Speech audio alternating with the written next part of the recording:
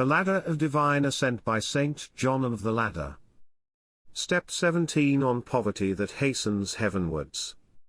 Poverty is the resignation of cares, life without anxiety, an unencumbered traveller, alienation from sorrow, fidelity to the commandments.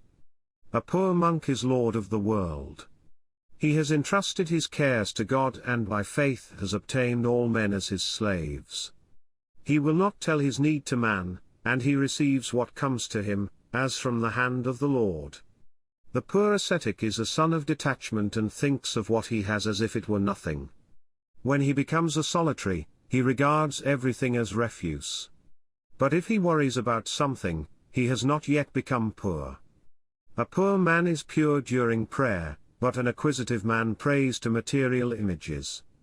Those who live in obedience are strangers to love of money. For where even the body has been given up, what is left to be one's own?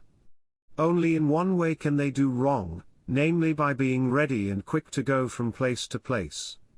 I have seen material possessions make monks patient to remain in one place. But I praise those who are pilgrims for the Lord. He who has tasted the things on high easily despises what is below. But he who has not tasted the things above finds joy in possessions. A man who impoverishes himself for no reason suffers a double harm, he abstains from present goods and is deprived of future ones. Let us monks, then, be as trustful as the birds are, for they do not have cares, and they do not collect. Great is he who piously renounces possessions, but holy is he who renounces his will. The one will receive 100-fold, either in money or in graces, but the other will inherit eternal life. Waves never leave the sea, nor do anger and grief leave the avaricious.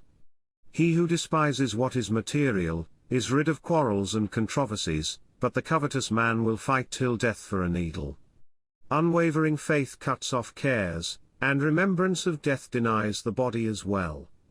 In Job there was no trace of avarice, therefore, when he lost everything, he remained undisturbed.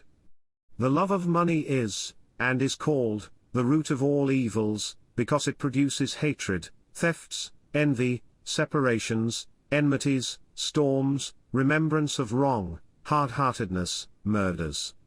Some have burned much wood with a small fire, and with the help of one virtue some have escaped all the passions just mentioned. This virtue is called detachment, and it is born of experience and a taste of God and meditation on the account to be given at death. The attentive reader will remember the history of the mother of all evil. When she enumerated her wicked and cursed children, she said that her second offspring was the stone of insensibility.